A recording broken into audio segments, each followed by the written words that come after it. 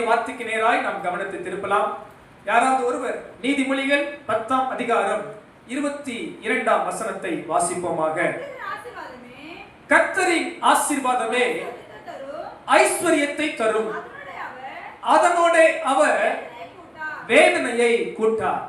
அன்பானவர்களே, உலக மனிதர்கள் பல விதங்களில் ஆசீர்வாதங்களை ஐஸ்வரியங்களை சம்பாதித்து உலகத்தில் ஆசீர்வாதமாய் இருப்பதை போல் பார்க்கிறோம்.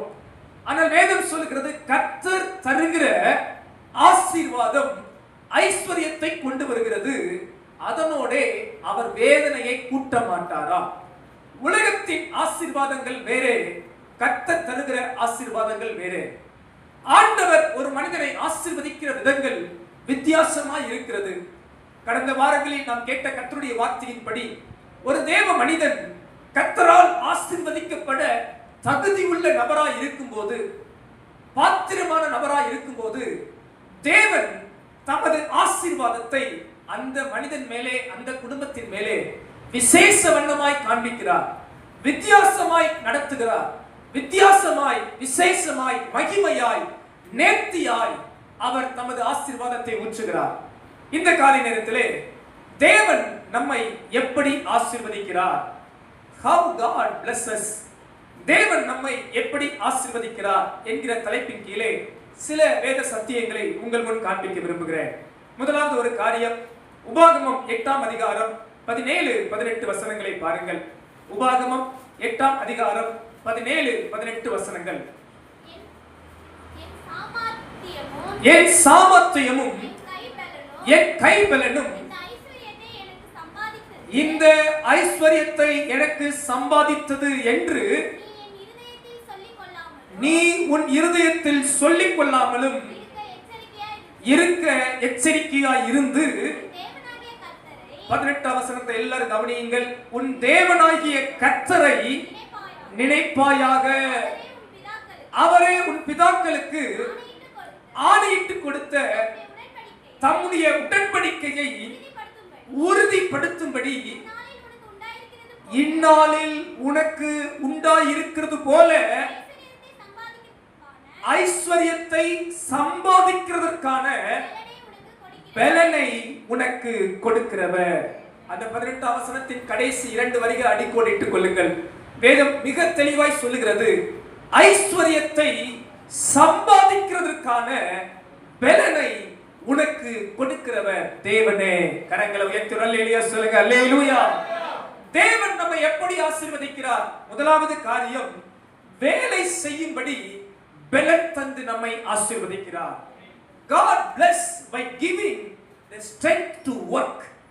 வேலை செய்வதற்கான பலனை, ஐஸ்வரியத்தை சம்பாதிப்பதற்கான பலனை ஆண்டவர் நமக்கு தந்து நம்மை ஆசீர்வதிக்கிறார். அன்பானவர்களே, என் சாமர்த்தியம், என் பலன், நான் உழைத்தேன், நான் சம்பாதித்தேன் என்று எந்த தேவ பிள்ளையும் சொல்லலாகாது. இது தேவன் நமக்கு கொடுத்த பலன். ஐஸ்வரியத்தை சம்பாதிக்கிறதற்கு ஆண்டவரே பலன் தருகிறார், ஆண்டவரே பலப்படுத்துகிறார். உழைப்பதற்கு பலனை தருகிறார், நாம் பிரயாசப்படுவதற்கு பலனை தருகிறார். விதைக்கிறவனுக்கு விதையையும் புசிக்கிறவனுக்கு ஆகாரத்தையும் கொடுக்கிறவர் தேவனே. ஒவ்வொரு தேவ பிள்ளைகளும் உணர்ந்து கொள்ள வேண்டிய ஒரு காரியம், என் தேவன் என்னை எப்படி ஆசீர்வதிக்கிறார் என்றால், நான் உழைக்கும்படி, நான் வேலை செய்யும்படி, நான் ஐஸ்வரியத்தை ஈட்டும்படி, சம்பாதிக்கும்படி தேவன் எனக்கு பலன் தருகிறார். அல்லேலூயா. வேலை சாபம் அல்ல, வேலை ஒரு பெரிய ஆசீர்வாதம். உழைப்பு சாபம் அல்ல, உழைப்பு ஆசீர்வாதம். வேதம் சொல்லுகிறது, வேலை செய்யாதிருக்கிறவன் சாப்பிடாதிருக்க கடவன். வேலை செய்யறதுக்கு மனசு இல்லையா, சோம்பேறியா வாழணும்னு நினைக்கிறீங்களா? சோத்திரம், நீங்க என்ன பண்ணக்கூடாதா? நான் சொல்லலைங்க, வசனம் சொல்லுது. வேலை செய்ய மனசு இல்லை, சோம்பேறியா இருக்கணும், உழைக்காம இருக்கணும் அப்படின்ற ஆளா இருந்தா கொஞ்சம் சாப்பிடாம இருந்திருக்க. சோத்திரம், கர்த்தாவே, சாப்பிடாம இருந்தா எப்படி வாழ்றது? உழைக்கணும். வாலிப பிரயாயத்துல முகத்தை சுமப்பது மனுஷனுக்கு நல்லது என்று வேதம் சொல்லுகிறது. சும்மா இருக்கிறத தேவன் விரும்ப மாட்டார். உழைக்கணும், பிரயாசப்படணும். கண்ணீரோடு விதைக்கிறவன் கம்பீரமாய் அறுப்பான். பிரயாசப்பட்டு பயிரிடுகிற பலனில் முந்தி பங்கடைவான். நம்ம உழைக்கிற பலனை ஆண்டவர் நமக்கு தந்திருக்கிறார். the source ஆண்டவர் கொடுக்கிறார். இன்கம் சோர்ஸ் அவற்றிலிருந்து தான் வருது. நம்ம சம்பாதிக்கிற சோர்ஸ், நம்ம ஐஸ்வரியத்தை ஈட்டுகிற பலனை கர்த்தர் தருகிறார். கரம் ஏற்றுவாமை சொல்லலாமா? அல்லேலூயா. இந்த காலை நேரத்துல உலக மனிதர்கள் உங்களை பார்த்து உங்க ஆண்டவர் எப்படிப்பா உன்னை ஆசீர்வதிக்கிறார் கேட்டா நல்ல கையை எப்படி வச்சு சொல்லுங்க, எனக்கு பாரு சம்பாதிக்கிறது நல்ல பலன் கொடுத்திருக்கிறார் பாரு, இதுதான் எனக்கு தேவன் கொடுத்த ஒரு பெரிய ஆசீர்வாதம். ஹல்லேலூயா. நல்லா நான் உழைக்கிறேன் பாத்தீங்களா? எத்தனை பேர் ஆமென் சொல்றீங்க? சோம்பேறியா இருந்தா சொல்ல முடியாது. நல்லா உழைக்கிற ஆளா இருந்தா என்ன சொல்லணும்? சம்பாதிக்கிற பலனை என் ஆண்டவர் எனக்கு தந்திருக்கிறார். என் கையை பாருப்பா, வருமானத்தை ஈட்டுறேன், உழைக்கிறேன், பிரயாசப்படுறேன், ஓடுகிறேன், இந்த பலனை கர்த்தர் எனக்கு தந்தார். அது நிமித்தம் நான் ஐஸ்வரியத்தை ஈட்ட ஆண்டவர் என்னை பலப்படுத்தி இருக்கிறார். ஹல்லேலூயா. பாருங்க, சம்பாதிக்க முடியாம இருக்கிறது எவ்வளவு பெரிய கஷ்டம். வருமானம் இல்லை, உழைக்க முடியல, வேலை செய்ய பலன் இல்லை என்பது எவ்வளவு பெரிய ஒரு ஆசீர்வாத குறைச்சல் பாருங்க. நான் தாழ்மையா சொல்றேன், உங்களுக்கு நல்ல பலனை தந்து ஆண்டவர் உழைக்கிறதுக்கு ஒரு வேலை கொடுத்திருக்கிறாருன்னா கர்த்தருக்கு கோடான கோடி நன்றி சொல்லுங்க. நல்ல உழைக்க உங்களுக்கு ஒரு பலனை தந்து வருமானத்தை ஈட்டுறதுக்கு கர்த்தர் உங்களுக்கு வழியை தந்து ஒரு வேலையை தந்திருக்கிறார்கள், ஒரு தொழிலை தந்திருக்கிறார். ஏதோ ஒரு வருமானத்தை நீங்க ஈட்டுறீங்கன்னா கர்த்தருக்கு நன்றி சொல்லுங்க. இது தேவன் நமக்கு கொடுத்திருக்கிற ஒரு பெரிய ஆசீர்வாதம். எத்தனை பேர் விசுவாசம் ஆமென் சொல்றீங்க? அல்லேலூயா. கரங்களை வைத்து செய்யுங்க. சொல்லலாமா எல்லாரும்? வேலை செய்வதற்கு தேவன் எனக்கு பலன் தந்து என்னை ஆசீர்வதித்திருக்கிறார். கரங்களை அசைத்து அல்லேலூயா. இரண்டாவது காரியம், தேவன் நம்மை எப்படி ஆசீர்வதிக்கிறார் வாசிக்கலாம். யாத்ராகமத்தின் புஸ்தகம், யாத்ராகமம் 35ஆம் அதிகாரம். யாத்ராகமம் 35ஆம் அதிகாரம் 30வது வசனத்திலிருந்து வாசியுங்கள். பின்பு மோசே இஸ்ரவேல் புத்திரரை நோக்கி, பாருங்கள், கர்த்தர் யூதாவின் கோத்திரத்தில் ஊரின் மகனான ஊரியின் குமாரன் பெசலெயேலை பேர் சொல்லி அழைத்து அவன் விசித்திரமான வேலைகளை யோசித்து செய்யவும், பொன்னிலும் வெள்ளியிலும் வெண்கலத்திலும் வேலை செய்யவும், ரத்தினங்களை முத்திர வெட்டாக வெட்டி பதிக்கவும், மரத்தில் சித்திர வேலை செய்து சகல வினோதமான வேலைகளை செய்யவும் அவனுக்கு ஞானத்தையும் புத்தியையும் அறிவையும் அருளி அவன் சகலவித வேலைகளையும் செய்யும்படி தேவ ஆவியினாலே அவனை நிரப்பினார். அல்லேலூயா. இரண்டாவது ஒரு காரியம் அன்பானவர்களே, தேவன் நம்மை எப்படி ஆசீர்வதிக்கிறார்? முதல் காரியம் பார்த்தோம், தேவன் நமக்கு பலன் தந்து ஒரு இன்கம்கான ஒரு வழிகளை சோர்ஸை உண்டாக்கி நம்மை ஆசீர்வதிக்கிறார். இரண்டாவது காரியம், நாம் வாசித்த வேத பகுதியிலே அங்கே அந்த கர்த்தருடைய ஆலயத்தை கட்ட, அந்த ஆசாரிப்பு கூடாரங்களை உருவாக்க பெசலெயேல் என்பவருக்கு விசேஷித்த தேவ ஆவியால் ஆண்டவர் நிரப்புகிறார். அதன் விளைவு என்ன தெரியுமா? அவனுக்கு ஞானம், புத்தி, அறிவு, சகலவித வேலைகளை செய்யும்படியான ஒரு தேவ ஆவியினால் பெசலெயேல் நிரப்பப்பட்டான். அன்றைக்கு இருந்த வேலையின்படி ரத்தினங்களை முத்திரை வெட்டாக வெட்டவும், சகலவித மர வேலைகளை வினோதமாய் செய்யவும், இப்படி வெள்ளி, வெண்கலம், பொன் என்று எல்லாவித காரியத்திலும் நேர்த்தியான வேலை செய்கிற திறமையை அந்த பெசலெயேலுக்கு ஆண்டவர் கொடுத்தார். ஆமென் சொல்லுங்க. அல்லேலூயா. இரண்டாவது ஒரு காரியம், தேவன் உங்களை எப்படி ஆசீர்வதிக்கிறார் தெரியுமா? ஏதோ ஒரு பலன் தந்து உங்களை உழைக்க வைப்பது மட்டுமல்ல. இரண்டாவது ஒரு காரியம், உங்களுக்கு வேண்டிய திறமைகளை தந்து உங்களை ஆசீர்வதிக்கிறார். God bless by giving talents, திறமைகள், தாளந்துகள், நல்ல நுணுக்கங்கள், நல்ல புத்திசாலித்தனமான காரியங்கள், இப்படி அறிவு, ஞானம், புத்திகளை தந்து உங்கள் வேலை ஸ்தலங்களிலே மற்ற எல்லா மனிதர்களை காட்டிலும் உங்களை நேர்த்தியாய், சிறந்தவர்களாய், திறமையானவர்களாய் மூலமாய் கர்த்தர் மாற்றம் செய்ய வல்லவராய் இருக்கிறார். கரங்களை அசைத்து அல்லேலூயா சொல்லலாமா? அல்லேலூயா. எத்தனை பேர் அப்படி மாறணும்னு நினைக்கிறீங்க? அன்பானவர்களே, இந்த காலம் ரொம்ப போட்டி நிறைந்த காலம். பெரிய பெரிய கம்பெனில அநேகர் அப்ளை பண்ணாலும் யாரை ரொம்ப செலக்ட் பண்றாங்கன்னா ஸ்கில்ஃபுல் பர்சனை தான் செலக்ட் பண்ணுவாங்க. ரொம்ப ஸ்கில்ஸ் இருக்கா, திறமை இருக்கா, திறமை இருந்தால் தான் உங்களை எடுத்துக்குவாங்க.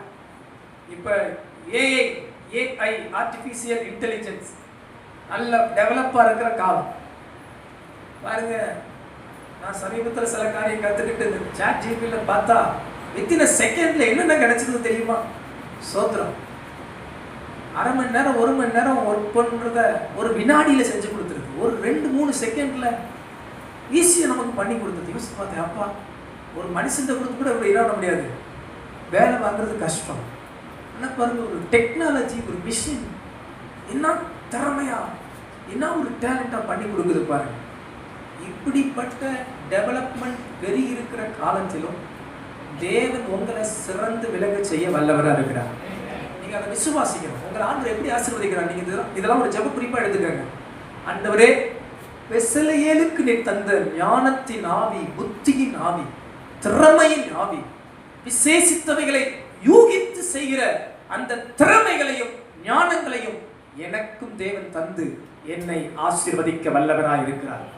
உங்களை தாழ்மையா உற்சாகப்படுத்துற ஆண்டவர் உங்களுக்கு வெறும் பலன் மட்டும் தரலங்க, உங்களுக்கு நல்ல திறமைகளை தர வல்லவராய் இருக்கிறார். பாருங்க, பாபிலோன் தேசத்துல தானியேல், சாத்ராக், மேஷாக், ஆபேத்நேகோ ஒரு அடிமைகளாய் தான் போனாங்க. ஆனா வேதம் சொல்லுகிறது, தானியேலுக்கு தேவன் 10 மடங்கு சிறந்த ஞானத்தை கொடுத்தார்.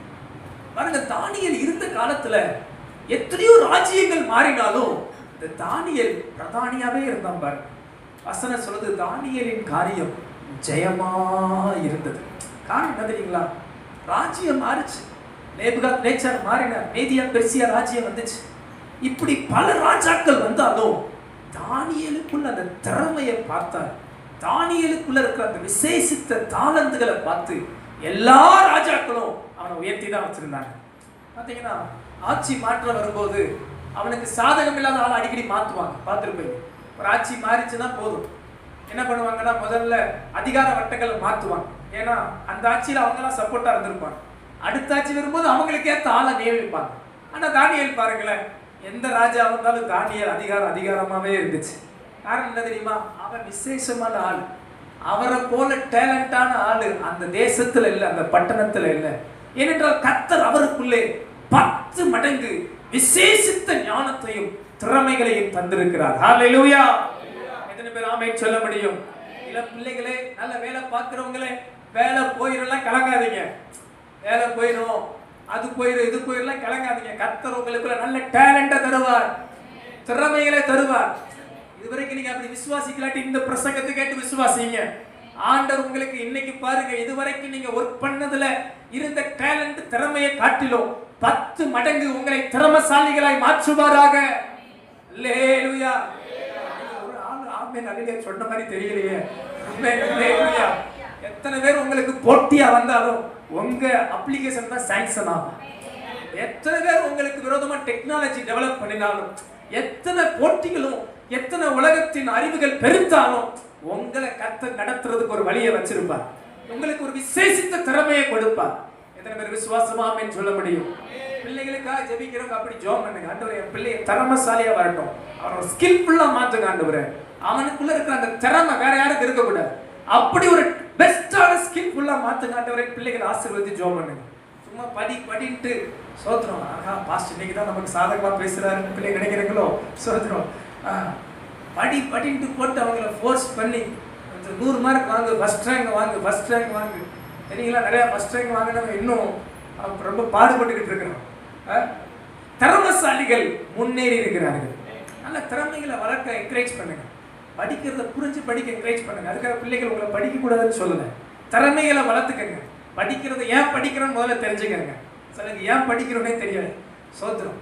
மனப்பாடம் பண்ணி எழுதுதான் தெரியும். சோத்திரம். மனப்பாடம் பண்ணி எழுதுதான் தெரியும். ஏன் படிக்கிறோம்? இந்த கேள்வியை படிக்கிறதுக்கான காரணம் என்ன?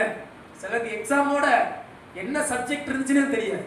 என்னென்னப்பா பாடம் படிச்ச, உனக்கு என்னென்ன பாடம் இருந்துச்சுன்னே தெரியாது. ஏன்னா எக்ஸாமுக்காக தான் படிச்சிருக்கிறோம். நம்மளாம் எதுக்காக தான் படிச்சிருக்கிறோம்? பிள்ளைகளே, எக்ஸாமுக்காக படிக்காதீங்க, வாழ்க்கையில ஜெயிக்கணும்னு படிங்க. பக்கத்துல இருக்கும் பசங்க, நீங்க எதுக்காக படிக்காதீங்க? எக்ஸாமுக்காக படிக்காதீங்க, வாழ்க்கையில கொஞ்சம் ஜெயிக்கணும். சொல்லுங்க அல்லேலூயா. நீங்க நிறைய பேர் படிக்கிறது எதுக்கு தெரியுமா? எக்ஸாமுக்காக. எப்படாவது பரீட்சை வரும், வச்சா தூக்கி போட்டு கடந்துடலாம், எஸ்கேப்பா எல்லாம் சந்தோஷம். எக்ஸாம் முடிஞ்சா பாருங்க, நோட்டு புக்கெல்லாம் பறந்துடும். என்ன ஒரு குஷி! அப்பா இன்னமும் கூண்டுக்குள்ளே ஒரு நாள் வச்சிருந்த மாதிரி திறந்து விட்டு இப்போ அப்பா ஃப்ரீ ஃப்ரீன்ற மாதிரி. எங்க ஃப்ரீ இப்பெல்லாம் பாருங்க. 10வது 12வது பொது தேர்வு. இன்னைக்கு வர நாட்களில் கவர்மெண்ட் சட்டம் போறா விட்டு 5வது 4வது 1வது கூட பொது தேர்வு வந்துடும் போல, பப்ளிக் எக்ஸாம் வந்துடும் போல. முதல் நாள் படிச்ச காலத்துல 10வது 12வது தான் பொது தேர்வு. ஐயோ பப்ளிக் எக்ஸாம் சொல்லி பயன்படுத்தினாங்க. அடுத்து சில நாட்கள்ல 11வது தான் பப்ளிக் எக்ஸாமா இருந்துச்சு. இப்பெல்லாம் இருக்கான்னு தெரியல. 9th பப்ளிக் எக்ஸாமா இருந்துச்சு. இன்னும் விட்டா ஃபர்ஸ்ட் ஸ்டாண்டர்டே பப்ளிக் எக்ஸாம் வச்சா என்ன ஆகும்? வருஷம் பூரா ஐயோ பொது தேர்வு அப்படின்னு பயந்து பயந்து ஓடுறதா இருக்கும். எல்லாம் சொல்லுவாங்க 10வது முடிச்சா பரவாயில்ல, அடுத்து பார்த்தா 12வது முடிச்சா பரவாயில்ல, அடுத்து சொல்லுவாங்க சார் காலேஜ் முடிச்சா பரவாயில்லப்பா, அடுத்து நல்லா இருக்கலாம். அடுத்து பாருங்க வாழ்க்கை பூரா வேலை, ஒரு நல்ல வேலை கிடைச்சா பரவாயில்ல, அங்க போனா ஐயோ அவன் படுத்துற பாடு அதுக்கு மேல இருக்கும். நீ வாழ்க்கை பூரா சில போராட்டம் இருக்கும், வாழ்க்கை பூரா சில பிரச்சனை இருக்கும். ஆனா நோக்கத்தை சீர்படுத்திக்கங்க. நான் எதுக்கு படிக்கிறேன் புரிந்து கொண்டு படிங்க, திறமையை வளர்த்து கொண்டு படிங்க. வேலை ஸ்தலத்திலும் ஏதோ போயிட்டோம், ஒரு 10,000 சம்பளம் கொடுத்துட்டா உட்காந்துட்டே இருக்காதுங்க. சீட்டை தேய்க்கிற ஆளா இருக்கக்கூடாது. பக்கத்துல போய் சொல்லுங்க, சீட்டை தேய்க்கிற ஆளா இருக்கக்கூடாது. அடுத்த சீட்டுக்கு போயிடணும். சோத்திரம் அல்லேலூயா. வாழ்நாளெல்லாம் ஒரே சீட்ல உட்காரக்கூடாது. சோத்திரம் அல்லேலூயா. கொஞ்சம் டெவலப் ஆகணும். பக்கத்துல வந்து கொஞ்சம் டெவலப் ஆகணும், அல்லேலூயா. கொஞ்சம் டெவலப் பண்ணிக்கணும் நம்மள. எத்தனை பேர் ஆமென் சொல்றீங்க? கொஞ்சம் புதுசா டெக்னாலஜிலாம் கத்துக்கணும். ஆமென். சிலர் பாருங்க, நமக்கு இன்னும் வாட்ஸ்அப்ல ஸ்டேட்டஸ் போடுறதுக்கு நேரம் பத்த மாட்டேங்குது. சோத்திரம் அல்லேலூயா. வாட்ஸ்அப்ல ஸ்டேட்டஸ் போடவும், ஃபேஸ்புக் பார்க்கவும், யூடியூப் பார்க்கவும் நேரம் பத்த மாட்டேங்குது. நல்ல டெக்னாலஜியை பிள்ளைகள் கற்றுக்கொள்ளுங்க, திறமையை வளர்த்துக்கொள்ளுங்க. நல்ல அறிவுகளை திறனை வளர்த்து கொள்ள ஆண்டவர் உங்களுக்கு கிருபை தருவார். கர்த்தர் உங்களுக்கு ஞானத்தின் ஊற்றா இருந்து ஞானத்தை தர விரும்புகிறார். ஆனா ஞானத்தை நீங்க அசட்டை பண்ணினா அது உங்களுக்கு வராது.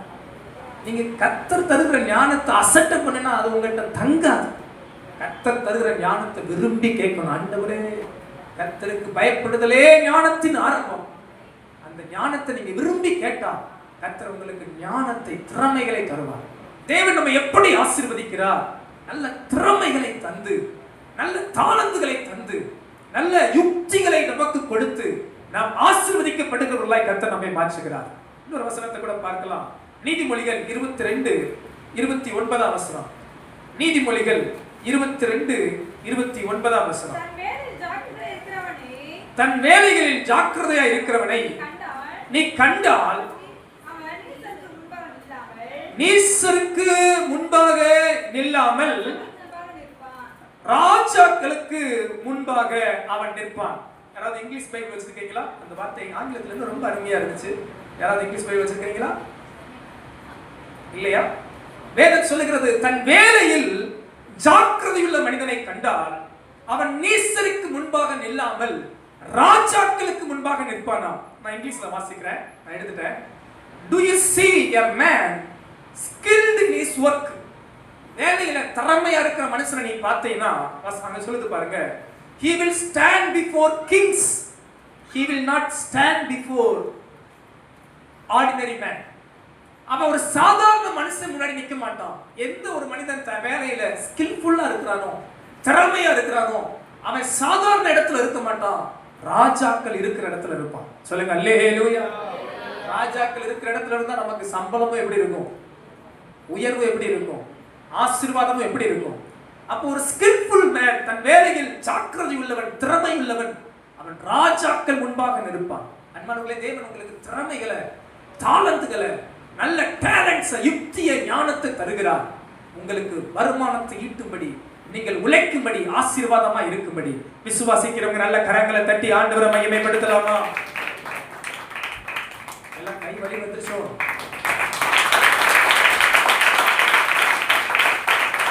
கர்த்தர் நல்லவர். அல்லேலூயா. முன்னாடியே பண்ணிருக்கலாம். ஒரு ஒரு பெரிய இன்ஜினியர் ஒரு பெரிய மிஷினை கண்டுபிடிச்சார். அந்த மிஷின் நல்ல ரொம்ப காஸ்ட்லி மிஷின். அந்த மிஷின் கண்டுபிடிச்சு உலகளாவிய அந்த மிஷின் பயன்படுத்தப்பட்டது. அப்போ ஒரு பெரிய கம்பெனி அந்த மிஷினை விலை கொடுத்து வாங்கி பயன்படுத்தி கொண்டிருந்தார்கள். அப்போ அங்கே கொஞ்ச நாள் அது பயன்படுத்திக்கிட்டு இருக்கும்போது திடீர்னு அந்த மிஷினில் சவுண்ட் வர ஆரம்பிச்சிருச்சான். இந்த சவுண்டு வந்த உடனே அவங்க என்ன பண்ணாங்க, எவ்வளவோ ட்ரை பண்ணாங்க அந்த சவுண்டை நிற்கிறதுக்கு. ஏன்னா அந்த கம்பெனியில் ரொம்ப டிஸ்டர்பாக இருந்துச்சு. இந்த சவுண்டை நிப்பாட்டுறதுக்கு எதுவுமே மெக்கானிக்கை கூட்டு வந்தாங்க. யாருக்குமே முடியல, யாராலையும் அந்த மிஷினை சரி பண்ண முடியல. ஒரு நாள் அந்த மிஷினை மேக் பண்ண தயாரிச்ச அந்த இன்ஜினியர் வர நேரிட்டது. அப்போ அவர் வந்திருக்கிறார். அவரை கூப்பிட்டா ஈஸியாக வேலை முடிஞ்சிடும் அப்படின்னு அவரை கூப்பிட்டாங்களாம். அவர் வந்தார், அந்த கம்பெனியை பார்த்தார், மிஷினை பார்த்தார், சுற்றி வந்தார், சுவிட்சை போட்டார், சவுண்டு வந்துச்சு. எங்கேயாவது ஒரு சுத்தியில் இருக்கான்னு கேட்டார். ஒரு சுத்தியில வாங்கி என்ன பண்ணாராம், ஒரு கார்னர்ல 2 அடி அடிச்சாராம். சவுண்டே ஆஃப் ஆயிடுச்சு. ஒரே சந்தோஷம் அந்த கம்பெனி ஓனருக்கு. அப்பா இவ்வளவு நாள் நம்ம அந்த மிஷின் இந்த சத்தம் கொடுத்து பாடா படுத்துச்சு, இவர் வந்து 2 தட்டு தட்டுனா என்ன ஆயிடுச்சு, மிஷினே பரவாயில்லையே நல்லா ஸ்மூத்தா ஓடுது அப்படின்னு. சரி வந்திருக்காருல, உங்களுக்கு எவ்வளோ பில்லு எவ்வளோ அமௌண்ட்டு அப்படின்னு கேட்டோனையும் $5,000 சொன்னார். $5,000 அப்படின்னா 5 லட்சம் ரூபா. ஷாக் ஆயிடுச்சு அந்த கம்பெனி ஓனருக்கு. என்னையா வந்து நீ என்ன பண்ணிட்டு 2 தட்டு தான் தட்டுலே $5,000 என்ன பில்லு கொடுத்துட்டாரு. $5,000 பில்லை கொடுத்தேன், வந்து 2 தட்டு தட்டுனதுக்கு $5,000 தான் அப்படின்னு அந்த ஓனருக்கு ஒரு மாதிரி ஷாக் ஆயிடுச்சு. அப்போ சரி அந்த பில்லை கொடுங்க அப்படின்னாரு. அப்புறம் அந்த பில்லை வாங்கிட்டு அடிச்சுட்டு $1 2 தட்டு தட்டுனதுக்கு மீதி $4,099 எங்க தட்டணும்னு எனக்கு தெரிஞ்சது அப்படின்னு சொல்லி மறுபடியும் $5,000 தாங்கண்டாரு. புரிஞ்சிச்சுன்னா நீங்க நல்ல திறமைசாலிகள். $1 தட்டினதுக்கு மட்டும் மீதி இருந்த $4,999 எங்கனக்குள்ள தட்டணும்னு எனக்கு.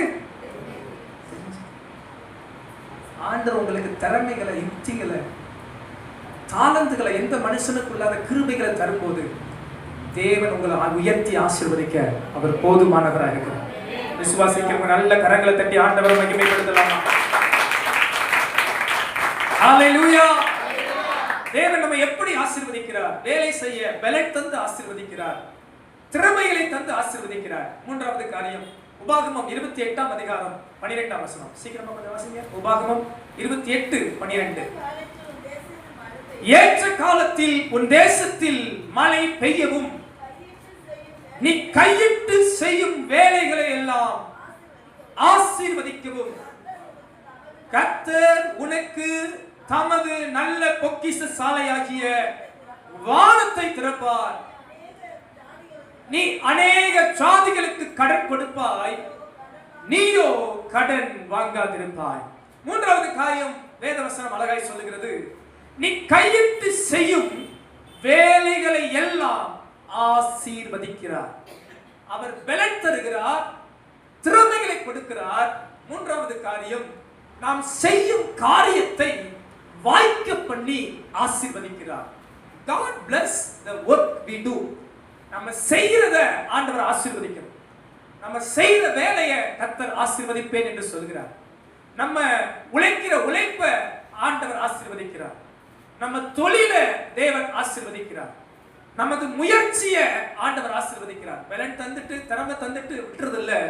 அந்த பலனின் நிமித்தம், திறமை நிமித்தம் நாம் என்ன செய்கிறோமோ அதை தேவன் நமக்கு ஆசீர்வதித்து தருகிறாராம். அதை தேவன் வர்த்திக்க பண்ணுகிறாராம். அதிலே தேவன் தமது ஆசீர்வாதத்தை பொழிந்தருளுகிறாராம். ஆதியாகமத்தின் புஸ்தகம் 26ஆம் அதிகாரம் 12-13 வசனத்தை பார்த்தீங்கன்னா ரொம்ப அருமையாய் அங்கே ஒரு தேவ மனிதனை அவன் செய்த வேலையை ஆசீர்வதித்திருக்கிறார். ஈசாக்கு அந்த தேசத்தில் விதை விதைத்தான். கர்த்தர் அவனை ஆசீர்வதித்ததினால் அந்த வருஷத்தில் 100 மடங்கு பலனடைந்தான். அவன் ஐஸ்வர்யவானாகி வர வர விருத்தி அடைந்து மகா பெரியவனானான். அல்லேலூயா. அவன் செய்ய வேண்டிய வேலையை செஞ்சான். அவன் விதைதான் விதைத்தான். கர்த்தர் அந்த விதையை பஞ்ச நேரம் தான், கடுமையான நேரம், வருமானம் ஈட்ட முடியாத நேரம், ஆனாலும் இவன் தேவ பிள்ளையா இருந்தபடியால் கர்த்தருடைய வார்த்தையின்படி கர்த்தருடைய ஆசீர்வாதத்துக்கு பாத்திரமானாய் இருந்தபடியால் அவன் விதைத்த விதைப்பை, அவன் செய்த வேலையை, அவனது தொழிலை கர்த்தர் ஆசீர்வதித்து 100 மடங்கு பலனை செய்தார். 100 மடங்கு பலன் கொடுத்தார். வசனம் சொல்கிறது, அவன் ஐஸ்வர்யவானாய் மாறி வர வர அவன் மகா பெரியவனானான். அல்லேலூயா. பாருங்க, சிலர் உழைப்புல லாபமே ஈட்ட முடியாம இருப்பாங்க, பிரயாசப்படுவாங்க, வருமானமே ஈட்ட முடியாது, சம்பாதிச்சு மீதியை எடுக்க முடியாது. ஆனா பாருங்க, ஆண்டவர் தமது பிள்ளைகள் ஆசீர்வதிக்கப்பட தகுதியானவர்கள் ஆபிரகாமை போல ஆசீர்வாதத்தின் பாத்திரரான பிள்ளைகளை அவங்க என்ன செய்கிறார்களோ அதை ஆசீர்வதிக்கிறார். அந்த வேலையை ஆசீர்வதிக்கிறார், அந்த தொழிலை ஆசீர்வதிக்கிறார், அந்த வருமானத்தை கர்த்தர் ஆசீர்வதிக்கிறார். கரங்களை உயர்த்தி சொல்லுங்க, அல்லேலூயா. கையை வச்சு சொல்லுங்க, என் வேலையை கர்த்தர் ஆசீர்வதிக்கிறார், நான் செய்யற தொழிலை கர்த்தர் ஆசீர்வதிக்கிறார், என் கை ஈட்டுகிற அந்த வருமானத்தை கர்த்தர் ஆசீர்வதிக்கிறார். அல்லேலூயா. அந்த வருமானத்தை ஆசீர்வதித்து என்ன ஐஸ்வர்யவானாய் மாற்ற வல்லவர். எத்தனை பேர் விசுவாசிக்கிறீங்க? நான் வாங்குற சம்பளத்துல ஐஸ்வர்யவானா மாற முடியுமா? முடியும். கர்த்தரின் ஆசீர்வாதம் இருந்தா உங்க வாழ்க்கையில நீங்க வாங்குற சம்பளம் எதுவாக இருக்கட்டும், கர்த்தர் உங்களை ஐஸ்வர்யவானாய் அதிலே மாற செய்வார். அதுல நல்ல சம்பூர்ணமா சாப்பிட்டு திருப்தி அடைந்து மீதம் எடுக்க வைப்பார். விசுவாசமா ஆமென் சொல்லலாமே, மகிழ்ச்சியா ஒரு ஆமென் சொல்லலாமே. ஹalleluya. ஒரு பிரதர் சொன்ன சாட்சி என்னால மறக்கவே முடியாது.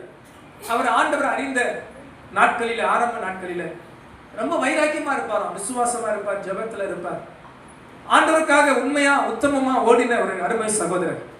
அப்போ ஒரு நாள் என்ன பண்ணாரா, அவருக்கு ட்ரைனிங் வேலை தான் தெரியும், அதனால இந்த டாடா மேஜிக் வாங்கினாராம். இந்த ட்ரிப் ஏத்துற இந்த டாடா மேஜிக் வாங்கினாராம். அவர் வாங்கும்போது அவரோட நண்பர்கள் எல்லாரும் வாங்கினாங்களாம். ஒரு 2-3 பேர் வாங்கியிருக்கிறாங்க, ஒன்னா சேர்ந்து அந்த டாடா மேஜிக் வாங்கினார்களாம். வாங்கினோடனே இவருக்கு ஒரு தீர்மானம் எடுத்தாராம், இந்த வாகனம் ஞாயிற்றுக்கிழமை நான் ஓட்ட மாட்டேன், 6 நாள் நல்லா ஓட்டுவேன், ஞாயிற்றுக்கிழமை சபைக்காக, கிராம ஊழியத்துக்கு மட்டும்தான் அந்த வாகனம் ஓடும், ஞாயிற்றுக்கிழமை சம்பளத்துக்குன்னு ஓடாதுன்னு தீர்மானம் எடுத்தாராம். பாருங்க, சோதனைக்கு ஞாயிற்றுக்கிழமை தான் டபுள் சம்பளத்துக்குலாம் கூப்பிடுவாங்களாம்.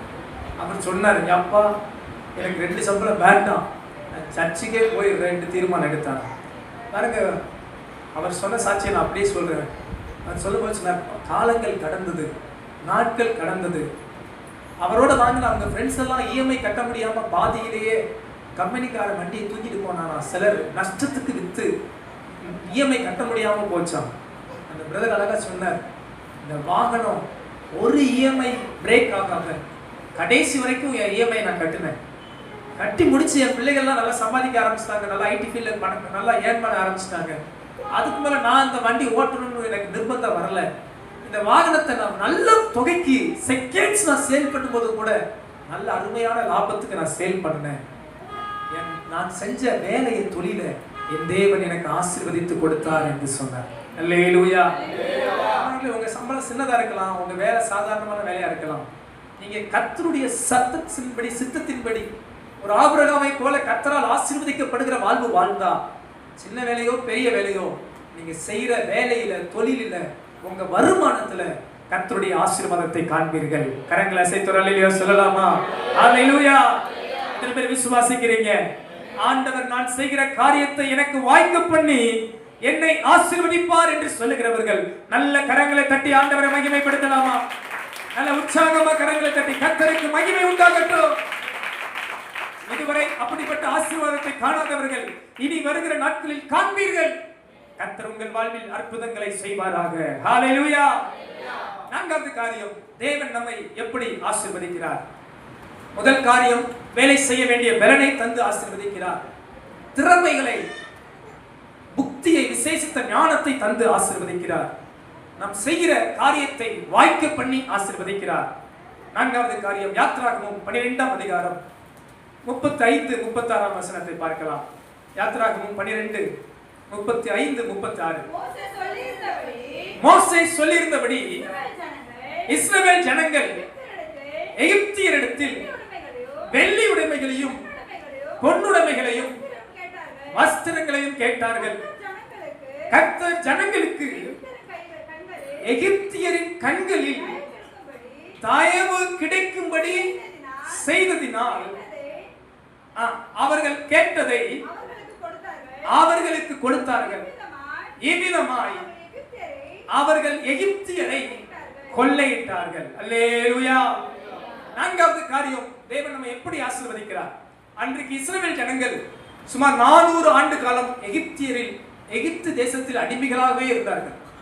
பாருங்க, அவனுக்கு கிடைச்சதே வேலைக்கு சாப்பாடு மட்டும்தான். ஒன்னும் பெருசா இஸ்ரவேல் ஜனங்கள் சேர்த்து வைக்கல, வருமானத்துக்குன்னு சேர்த்து வைக்கல, சொந்த இடம் வாங்கி பட்டா போட்டு எகிப்துல வாழ முடியல. இப்ப ஆண்டவர் அவங்களுக்கு சொந்த ஒரு தேசத்தை, கானான் தேசத்தை கொடுக்க விரும்பி அவங்களை கொண்டு வர நினைக்கிறார். இப்ப பார்த்தா இவனுக்கு இருக்கிறது கொஞ்சம் கிழிஞ்ச ட்ரெஸ், ஒரு கொஞ்ச நாளைக்கு கிடைக்கிற ஆகாரம், அவன் வச்சிருந்த மிருக ஜீவன்கள் தான். ஒன்னும் பெரிய ஆஸ்தி இல்ல, தங்கத்தை கிங்கத்தை ஒண்ணு வாங்கி சேர்த்து வைக்கல. இப்ப ஆண்டவர் சொல்றப்பா, நீ எகிப்தியத்தை கேளு, வெள்ளி உடைமை, பொன்னுடைமைகள், வஸ்திரங்களை கேட்டு வாங்க அப்படின்ற. இவங்களும் போய் கேட்கிறாங்க, அப்பா கொஞ்சம் என்ன கொடுங்க, தங்கம் கொடுங்க, வெள்ளி கொடுங்க, கொஞ்சம் ட்ரெஸ் கொடுங்க அப்படின்னு யார் கேட்டாவா? இஸ்ரவேலர் எகிப்தியத்தை கேட்டாங்க. வசனம் சொல்லுது, கர்த்தர் இஸ்ரவேல் ஜனங்களுக்கு எகிப்தியரின் கண்களில் தயவு கிடைக்கும்படி செய்ததினால் கேட்டதை அவர்களுக்கு சத்தமா சொல்லுங்க, சத்தமா சொல்லுங்க, கொடுத்தார்கள். அல்லேலூயா. நான்காவது காரியம், தேவன் நம்ம எப்படி ஆசீர்வதிக்கிறார்னா, நமது வாழ்வில் தயவு கிடைக்க பண்ணி நம்மை ஆசீர்வதிக்கிறார். God bless us by giving favor. அன்பானவர்களே, பிறருடைய கண்களிலே தேவன் நமக்கு தயவை உண்டாக்கி நம்மை ஆசீர்வதிக்கிறார். அல்லேலூயா. எல்லாருக்கும் எது பிடிச்சிருச்சோ இல்லையோ, இது கொஞ்சம் பிடிச்சிருக்குன்னு நினைக்கிறேன். பாஸ்டர் சொல்லுங்க, நானே போய் யார்கிட்ட கேட்கலான்னு சொல்லுங்க. யாராவது கொஞ்சம் தங்கம் கொடுத்தா, யாராவது கொஞ்சம் வெள்ளி கொடுத்தா நல்லா இருக்கும் அப்படி யாரும் நினைக்கிறீங்களா? சோதரா, இஸ்ரவேல் ஜனங்கள் போய் கேட்டாங்களா? எகிப்தியர் கொடுத்தாங்க. சோதரா, அல்லேலூயா. கர்த்தர் உங்களுக்கு கொடுக்கிறதுக்குன்னு சிலார வச்சிருப்பார். நாமெல்லாம் அன்னைக்கு வரல பண்ணீங்களா? உங்களுக்கு இந்த பாஸ்டர் எப்படி சொல்றீங்க, யார் அவங்கன்னு கேட்டு அட்ரஸ் கேட்காதீங்க, நீங்க ஜோம் பண்ணுங்க. உங்களுக்கு பாருங்க, சில நேரம் பாருங்க, உங்களுக்கு வர வேண்டிய சொத்தை கர்த்தர் வர வைப்பார். சில நேரம் உங்க மேல கர்த்தருடைய தயவுலாம் இருந்தா ஒரு பங்கு கூட வர வைப்பார். விசுவாசம் வர மாட்டேங்குது பாத்தீங்களா? எனக்கு அதெல்லாம் வரும் நான் நினைச்சுக்கிட்டே இருக்கிறேன். அல்லேலூயா. கர்த்தர் எனக்கு இந்த செய்தியில எல்லாத்துலயும் என்னோட சாட்சி சொல்ல முடியும். நான் வேற அதிகாரின்னு நான் சொல்லலை. நமக்கு தேவன் தயவை உண்டு பண்ணி நமது வாழ்விலே தேவன் ஆசீர்வாதங்களை கொடுப்பார். நீங்க பாருங்க, ஒரு கம்பெனி போவீங்க, எத்தனையோ பேர் கிடைக்காத வேலையை உங்களுக்கு ஒரு தயவின் நிமித்தம் கொடுப்பார். பாத்தீங்கன்னா, உங்களுக்கு அந்த குவாலிட்டி இருந்திருக்காரு, உங்களுக்கு கொடுக்க வேண்டிய அவசியம் இருந்திருக்காரு, ஆனா அந்த ஒரு தயவை கர்த்தர் காண்பித்து உங்களை ஆசீர்வதிப்பார். யாரோ ஒருக்கு போக வேண்டிய நன்மையை உங்களுக்கு வர வைப்பார். அது ஒரு தயவு, அது தேவனால் ஏற்படுத்தப்பட்ட ஒரு தயவு. அந்த தயவை தந்து உங்களை கர்த்தர் ஆசீர்வதிப்பார். இஸ்ரவேல் ஜனங்களுக்கு எகிப்தியர் கண்களில் தயவு கிடைக்க பண்ணினது போல உங்க வாழ்நாள் எல்லாம் தேவன் தமது தயவை விளங்க பண்ணி ஏதோ ஒரு நன்மை, ஏதோ ஒரு பெரிய ஆசீர்வாதம் தேவன் தமது தயவை உங்கள் மேல் காண்பித்து உங்களை ஆசீர்வதிக்க அவர் போதுமானவராக இருக்கிறார். அல்லேலூயா. சில மாதங்களுக்கு முன்பு, ரொம்ப நாள் ஆயிடுச்சு, நான் மதுரை பட்டணத்தில் ஊழியர் செய்த சபையிலிருந்து ஒரு வாலிப தம்பி சென்னை வர நேரிட்டது நினைக்கிறேன். அப்ப அந்த தம்பி என்னை பார்த்து பேசணும், பழகணும், என்னைய பார்த்துட்டு போகணும், ஒரு ஜோம் பண்ணிட்டு போகணும்னு வந்திருந்தேன். நான் கொஞ்ச நேரம் பேசினேன், அவரை குறித்து கேட்டேன், எப்படி வேலை பார்க்குறான், என்ன செய்யறான். ஒரு நல்ல தம்பி, நல்லா ஜெபிக்கிற தம்பி, ஆலயத்தில் உண்மையா இருப்பான், ரொம்ப கீழ்ப்பிடிதலோட இருப்பான். ஐயோ, பாஸ்டர் மாட்ட கேட்டு பாருங்க அந்த தம்பியை குறித்து. என்னை ஒன்றும் செய்ய விட மாட்டான். பாஸ்டர் கீழே குடிச்சா என்ன பாஸ்டருங்கப்பா, ஐயா ஒன்றும் இல்லைப்பா, சும்மா கீழே குடிக்கிறப்பா, நீ ரொம்ப பயப்படுத்தாதரா தம்பி அப்படின்ற மாதிரி இருப்பான். ஒரு பொருளை தொட விட மாட்டான். நீங்க பாஸ்டர் மாட்ட அப்படின்னு சண்டை போட்டு, அதாவது அன்பு நிமித்தம் அம்மா பாஸ்டர்மா அப்படின்னு சொல்லிட்டு போற அளவுக்கு போவான். அது ரொம்ப கீழ்ப்பிடிதலான பையன், ரொம்ப பக்தி, ஜெபம். ஆனால் ஒரு சாதாரண குடும்ப பின்னணி, ரொம்ப பணக்கார தம்பி இல்லை, சாதாரண குடும்ப பின்னணி, சாதாரணமான வேலை பார்க்குற தம்பி தான். அப்போ நான் கேட்டேன், எப்படி தம்பி இருக்கிறேன், என்ன வேலை பார்க்குறேன், எப்படி உங்கள் குடும்பம், அம்மா எப்படி இருக்கிறாங்க விசாரித்த போது நான் சொன்னேன், ஒரு பெரிய மெயினான இடத்துல ஒரு பெரிய கடை லீஸுக்கு எடுத்துருக்குறோம் பாஸ்டர் அப்படின்னா. நான் கேட்டேன், எனக்கு தெரியும் உங்கள் குடும்ப பின்னாடி பணத்துக்கு என்னப்பா செஞ்சேன், ரொம்ப பணம் வாங்கிக்குவேன். பாஸ்டர், நான் வேலை செய்கிற இடத்துல அந்த பணத்தை ஓனரே எனக்கு கொடுத்தாங்க. பல லட்சம் கொடுத்தாங்களா ஓனர். கொடுத்துட்டு சொன்னாங்களா, நீ சும்மா கொஞ்சம் கொஞ்சமா கொடுப்பா, உன் சம்பளத்துல இருந்து சும்மா கொஞ்சம் கொஞ்சமா கொடு, போதும், வட்டி இல்லை, ஒரு இது இல்லை, பெரிய கடை பிடிச்சி லீஸுக்கு கொடுத்துட்டு சம்பளத்துல இருந்து சும்மா கொஞ்சம் கொஞ்சமா கொடுத்தா போதும். நான் உண்மையில ஆண்டவர் நினைச்ச துதிச்சேன். ஏன்னா உண்மையா தேவனை தேடுற பிள்ளைகள் வாழ்க்கையில தேவன் எப்படிப்பட்ட தயவை காண்பிக்கிறார் பாருங்க. பாருங்க, 1 லட்சம் எங்கேயாவது தண்டல் வாங்கினா இல்லை வட்டிக்கு வாங்கினா மாசந்தோறும் எவ்வளவு வட்டி கொடுக்க வேண்டியது இருக்கும். அந்த தம்பிக்கு 3-5 லட்சமோ எவ்வளவு லட்சங்கள் பாருங்க கொடுத்துட்டு சும்மா மாசம் சம்பாதிக்கிற சம்பளத்துல ஒரு 2000-3000 அப்படி ஓனர் வாங்கிக்கிறேன்னாங்களாம். எவ்வளவு கர்த்தர் நல்லவர் பாருங்க. அவர் ஆண்டவர் அவன் தம்பி ஆசீர்வதிச்சிருக்கிறாரா இல்லையா? ஆசீர்வதிச்சுக்க சொல்றோம், ரெடியா சொல்றாங்க. நீங்க சொல்ற ரெடியா பார்த்தா எனக்கு யாரும் அப்படி தரலையே ஃபர்ஸ்ட் மாதிரி இருக்கு. சந்தோஷமா ரெடியா சொல்லலாமா? தேவன் காண்பிக்கிற தயவை பாருங்க. ஞாபகம் போல கர்த்தருக்கு கீழ்ப்படிந்து அவரை தொழுது கொண்டு அவருக்கு கொடுத்து கனம் பண்ணி அவரு மேல விசுவாசமா இருக்கு அவரை போல ஒரு ஆத்ம பாரத்தோடு இருந்து பாருங்க. உங்களுக்கும் ஆண்டவர் கண்களில தயவை கட்டளையிடுவார், தயவை கட்டளையிடுவார். கடைசி ஒரு காரியம், தேவன் நம்ம எப்படி ஆசீர்வதிக்கிறார். லூக்கா எழுதின சுவிசேஷம் 1ஆம் அதிகாரம் 37ஆம் வசனம்.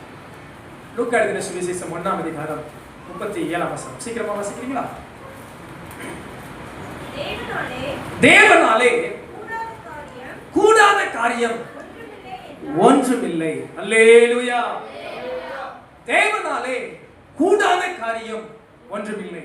கடைசி ஒரு காரியம் சொல்லபடி ஆவியானவர் உள்ளத்துல வைத்தது, ஆண்டவர் உங்க வாழ்வில அதிசயங்களை செய்து உங்களை ஆசீர்வதிப்பார். அல்லேலூயா. ஐயா சொல்லுங்க, அதிசயம் நடக்கும், அதிசயம் நடக்கும். சத்தமா சொல்லுங்க, அதிசயம் நடக்கும். வேதத்துல ஒரு குடும்பத்தை குறித்து சொல்லப்படுகிறது. அவங்க ரொம்ப கடன் பட்டு ரொம்ப கஷ்டப்பட்டாங்க. 2 ராஜாக்கள் 4ஆம் அதிகாரம் எடுத்துக்கொள்ளுங்கள். 2 ராஜாக்கள் 4ஆம் அதிகாரம் முதல் வசனத்திலிருந்து நம்ம பார்க்கலாம். தீர்க்கதரிசிகளுடைய புத்திரரில் ஒருவனுக்கு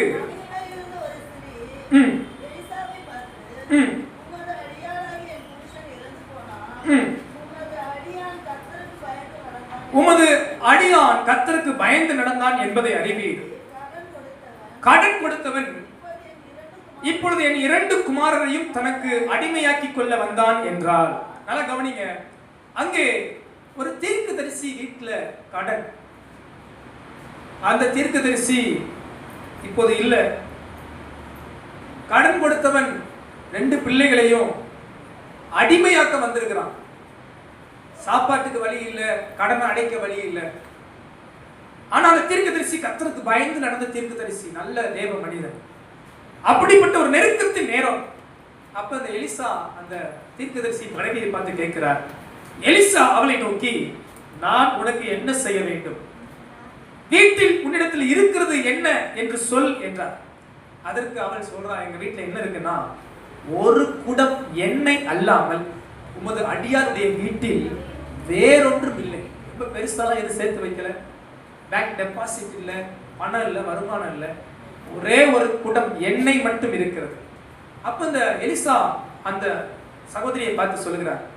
அப்பொழுது அவன், நீ போய் உன்னுடைய அயல் வீட்டுக்காரர் எல்லாரிடத்திலும் அநேகம் வெறும் பாத்திரங்களை கேட்டு வாங்கி உள்ளே போய் உன் பிள்ளைகளுடன் உள்ளே நின்று கதவை பூட்டி அந்த பாத்திரங்கள் எல்லாவற்றிலும் வார்த்து நிறைந்ததை ஒரு பக்கத்தில் வை என்றார். அவளும் இதை சொன்னதை கேட்டுட்டு காலி பாத்திரத்துல வாங்கி வீட்டை சுத்தி இருக்கிற எல்லாருக்கும் காலியான பாத்திரத்தை வாங்கி இந்த ஒரு குடம் எண்ணெயில் இருக்கிறத வச்சு கொஞ்சம் கொஞ்சம் எல்லாத்தையும் ஊத்தி ஊத்தி நிரப்பி வச்சுட்டு செய்யலாம் சொல்லி வெறுமையான காலி பாத்திரத்தெல்லாம் வாங்கிட்டான். அவள் அவனிடத்திலிருந்து போய் தன் பிள்ளைகளுடன் கதவை பூட்டி கொண்டு இவர்கள் பாத்திரங்களை அவளிடத்தில் கொடுக்க அவள் அவைகளை வார்த்தாள். காலியான பாத்திரத்தெல்லாம் எண்ணெயை ஊத்திக்கிட்டே இருக்கிறான். கொஞ்சம் கூட கவனிக்கிறீங்களா? காலியான பாத்திரத்தெல்லாம் எண்ணெயை ஊத்திக்கிட்டே இருக்கான். அந்த பாத்திரங்கள் நிறைந்த பின் அவள் தன் மகன் ஒருவனை நோக்கி, இன்னும் ஒரு பாத்திரம் கொண்டு வா என்றான். அதற்கு அவன், வேறே பாத்திரம் இல்லை என்றான். அப்பொழுது எண்ணெய் நின்று போயிற்று. கரங்களை அசைத்து அல்லேலூயா சொல்லுங்க. அல்லேலூயா. இங்க போய் சுத்தி இருக்கிற வீட்டுக்காரங்கிட்ட எல்லாம் காலி பாத்திரத்தை தான் கேட்டான். நம்மளால தான் காலி பாத்திரம் நல்லா கொடுத்துருவாங்கல்ல. அல்லேலூயா. ஏதாவது வச்சு கொடுங்க, நல்லா கொடுக்க மாட்டேன். காலியாக கொடுத்தா சரி வீட்டுல சும்மா கிடக்கு என்ன பண்ணிக்க எடுத்துட்டு போ அப்படின்னு எல்லாம் 4-5 கொடுத்துருப்பான்னு நினைக்கிறேன். ஒரு 10 வீட்டுல வைக்கிறதா கூட 40 குடமாவது கிடைச்சிருக்கும். சோத்திரம். அந்த வீட்டுல வைக்கிறதுக்கு ஒரு குடம் எண்ணெயில் இருந்து குறைஞ்சது நான் கணக்கு பண்றேன். அன்னைக்கு எவ்வளவு இருந்துச்சுன்னு தெரியல. கர்த்தரே அறிவார். கூட கூட வச்சிருந்திருக்கலாம். 100 குடம் 500 குடம் கூட வச்சிருக்கலாம், எனக்கு தெரியல. இப்படி எல்லா காலியான பாத்திரத்தையும் வச்சு இந்த எண்ணெயை ஊத்த ஊத்த நிறைய நிறைய தள்ளி வைக்கிறான். இப்ப ஊத்திக்கிட்டே இருந்து அடுத்து பாருங்க, எப்பா இன்னும் காலியான பாத்திரம் கொண்டு வா அப்படின்னும் போது இன்னும் பாத்திரம் இல்லை, எல்லா பாத்திரம் வாங்கியாச்சு, எல்லாம் நிறைஞ்சிருச்சு அப்படின்னும் போது அங்கே எண்ணெய் இல்லை. அல்லேலூயா. 7ஆம் வசனம் சொல்லுகிறது, அவள் போய் தேவனுடைய மனுஷனுக்கு அதை அறிவித்தாள்.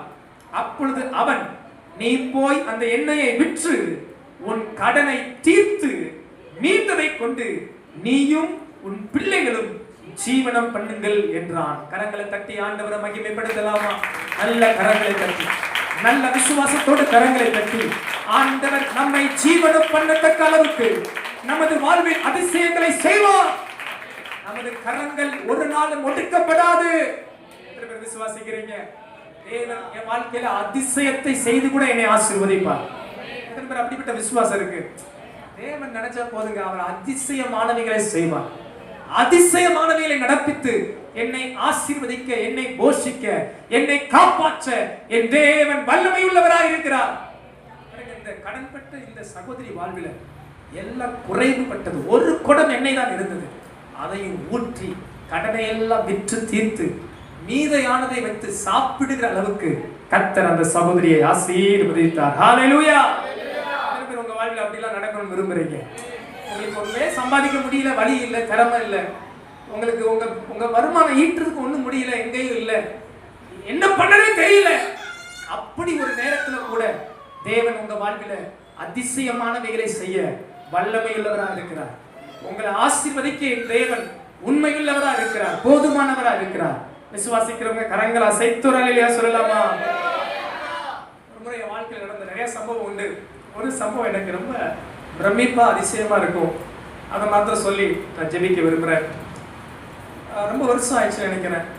அப்ப ஒரு நாள் மாஸ்டர்மா என்னை பார்த்து சொன்னாங்க, கேஸ் மாட்டி எங்க வீட்டில் ஒரு 35-40 நாள் ஓடும். 40 நாள் ஆயிடுச்சு. கேஸ் இன்னைக்கு நாளைக்கு தீர்ந்துடும். இன்னும் நீங்கள் சிலிண்டர் புக் பண்ணாமல் இருக்கிறீங்க, எப்போ கேஸ் வரும்னாங்க. ஐயோ, எனக்கு ஒரு மாதிரி ஆயிடுச்சு. என்னன்னா புக் பண்ணலை, காசும் இல்லை. அப்போ என்ன பண்ணுன்னு தெரியல. அவங்க சொல்ல நான் என்ன பண்ணேன்னா நடந்து ஜோம் பண்ண ஆரம்பிச்சிட்டேன். சோத்திரம் இல்லை போய் அவங்களுக்கு தெரியாது. ஆள் இங்கே ஃபயராக ஜோம் பண்ணுற ஆண்டவரே இந்த கேஸ் என்ன பண்ணக்கூடாது, அடுத்த கேஸ் வர்ற வரைக்கும் இந்த கேஸ் அவங்க என்ன சொல்லிக்கிட்டே இருக்கு, நீங்கள் கவனிக்காமல் இருக்கிறீங்க, உள்ள ஆள் ஃபயராக இருக்கு.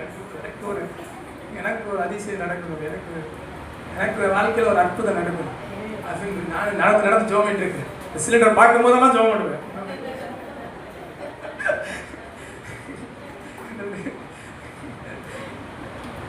அவன்கிட்ட ஜோம் பண்ணிட்டு பாருங்க, சொன்ன நம்புவீங்களான்னு தெரியல, அது எரிஞ்சுக்கிட்டே இருந்துச்சு. ஒவ்வொரு நாளும் கிச்சனுக்கு வந்து ரெண்டு சொல்லுவேன், இன்னைக்கு ஓடிடுச்சு, சோத்திரம். ஒவ்வொரு நாளும் கிச்சனுக்கு வந்து ரெண்டு சொல்லிட்டாரு. பார்த்தீங்கன்னா அடுத்த கேஸ் வர வரைக்கும் காலி ஆகலைங்க. சரி நானும் போய் வீட்டில் செஞ்சிடறேன்னு சொல்லிட்டு கேஸ் புக் பண்ண காசை வச்சுக்கிட்டு புக் பண்ணாமல் உட்காந்துக்கிட்டு அதை வச்சு ஏதாவது பணக்கடை வாங்கி சாப்பிட்டுட்டு, ஆண்டவரே எனக்கு கேஸ் தரல, என்ன எங்கள் பாஸ்டருக்கு மட்டும் தந்தீங்க எனக்கு தரலன்னு சொல்லிட்டு இருக்கக்கூடாது. நான் எப்பவுமே எனக்கு ஆர்டர் தரும்போது முதல்ல கர்த்தருக்கு கொடுத்துட்டு அத்தியாவசியமான தேவையை ஃபில் பண்ணிடுவேன். ஃபஸ்ட் அரிசி, கேஸு, இது தேவை. ஆனால் அன்னைக்கு எனக்கு சூழ்நிலை என்னன்னு தெரியல, நான் வாங்குறதுக்கு புக் பண்ணுறதுக்கு வழி இல்லாத நேரம். அப்போ பாருங்கள், அந்த நேரத்தில் கர்த்தர் என் தேவையை அறிவு என்னை அதிசயமாய் ஆசீர்வதிக்க வல்லவராக இருக்கிறார். உங்கள் வாழ்வில் நான் தாழ்மையாக சொல்கிறேன், சில நேரங்களில் உங்கள் வாழ்வில் தேவன் தவிர அதிசயங்களை காண்பிப்பார். நீங்கள் விசுவாசித்த தேவ மகிமையை காண்பிப்பேன். உங்கள் அழைத்தவர் உண்மை உள்ளவர். உங்க வாழ்வு ஆசீர்வதிக்கப்பட தகுதியா இருந்துச்சுன்னா, ஆசீர்வாதத்துக்கு நீங்க பாத்திரரான பிள்ளைகளா இருந்தீங்கன்னா, இந்த 5 ஆசீர்வாதங்களும் உங்க வாழ்வில காண்பீங்க. இதுவரைக்கும் நீங்க கண்டிருப்பீங்க. உங்களை கூட நான் சாட்சி சொல்ல வச்சா எத்தனையோ சாட்சிகளை நீங்க சொல்லக்கூடும். உங்களை இதுவரைக்கும் ஆண்டவர் அதிசயமா ஆச்சரியமா நடத்தி வந்திருக்கிறார். இனி நடத்துவார், இனி நடத்துவார். உலக மனிதர்கள் கேட்பான், ஆண்டவரத்தில் என்ன ஆசீர்வாதம், ஆலயத்துக்கு போய் என்ன ஆசீர்வாதம். உலக பிரகாரமா இது உலக பிரகாரமா நான் பேசுறேன். ஆவிக்குரிய ஆசீர்வாதங்கள் அநேகம் உண்டு. அதை குறித்து நான் இன்னைக்கு நான் பேசணும். உலக பிரகாரமா நீங்க கர்த்தரை தேடி 2 மணி நேரம் ஆலயத்தில் உட்கார்ந்து என்ன கிடைச்சிச்சு? உலக மனிதன் ஏதாவது சொல்லி அறியாமலே சொல்லுவான். அவன் கர்த்தரை தேடுகிற உணர்வில்லாதவனா சொல்லுவான். அதிகன் தேவனை அறிய மாட்டான், உணர மாட்டான், கர்த்தருக்கு பயப்பட மாட்டான். ஆனா கர்த்தர் நமக்கு அவர் அறிகிற அறிவை தந்திருக்கிறார். அவர் நம்ம எப்படி ஆசீர்வதிக்கிறார். 5 காரியத்தை வாழ்நாள்ல மறந்துடாதீங்க. இந்த செய்தி ஏதோ இந்த வாரத்துக்கு நான் உங்களுக்கு சொல்லலை. இந்த வார்த்தை ஆவியானவர் நமக்கு இந்த வாரத்துக்கு கொடுக்கல. நம்ம விசுவாச ஜீவியத்துல உறுதியா நம்ம வாழ்நாளெல்லாம் சிந்திக்க தேவன் நமக்கு சம்பாதிக்கத்தக்க பலன் தந்து நம்மை ஆசீர்வதிக்கிறார். நம்ம செய்யற வேலையில நல்ல திறமையை தந்து, யுக்தியை தந்து, அதுல நம்ம முன்னேறி நம்மை ஆசீர்வதிக்க செய்கிறார். 3வது, நம்ம எதை செய்யறோமோ அதை அங்க வர்த்திக்க பண்ணி நமக்கு வர்ற வருமானத்தை ஆசீர்வதிக்கிறார். 4வது, நமக்கு ஒரு விசேஷத்தை தயவு கிடைக்க பண்ணி நம்மை ஆசீர்வதிக்கிறார். எதுவுமே இல்லை, வழியே இல்லை, எல்லாம் அடைபட்டிருக்குன்னா நமக்காக வானத்தின் பலகணிகளை திறந்து அதிசயங்களை நடப்பிக்கவும் நம் தேவன் வல்லமையுள்ளவராக இருக்கிறார். வானத்திலிருந்து நமக்கு மன்னாவை தர அவர் போதுமானவர். வனாந்தரத்திலும் இறைச்சிகளை கொடுக்க அவர் போதுமானவர். ஆண்டவர் சொன்னார், என்னால் செய்யக்கூடாத அதிசயமான காரியம் ஒன்று உண்டோ. உங்க வாழ்வில் அதிசயங்களை செய்து உங்களை ஆசீர்வதிக்க என் தேவன், நம் தேவன் வல்லமை உள்ளவராக இருக்கிறார். எத்தனை பேர் விசுவாசிக்கிறீங்க? கர்த்தரின் ஆசீர்வாதமே ஐஸ்வர்யத்தை தரும். சொல்லுங்க, கர்த்தரின் ஆசீர்வாதமே ஐஸ்வர்யத்தை தரும். எத்தனை பேர் சொல்றீங்க? ஆண்டவரை ஆசீர்வதிக்க. எத்தனை பேர் சொல்றீங்க? ஆண்டவரை ஆசீர்வதித்திருக்கிறார். எத்தனை பேர் சொல்றீங்க? ஆண்டவர் என்னை ஆசீர்வதித்திருக்கிறார். 10 மனுஷன் முன்னாடி சொல்லுங்க, தைரியமா சொல்லுங்க, ஆண்டவர் ஆசீர்வதிச்சிருக்கிறாரியா. என் குடும்பத்தை ஆண்டவர் ஆசீர்வதித்திருக்கிறார். என் பிள்ளைகள் ஆண்டவர் ஆசீர்வதித்திருக்கிறார். எத்தனை பேர் அப்படி விசுவாசமா சொல்ல முடியும்? தேவன் நம்மை கைவிடுகிற ஆண்டவர் அல்ல, நம்மை நேர்த்தியாய் நடத்துகிற ஆண்டவர்.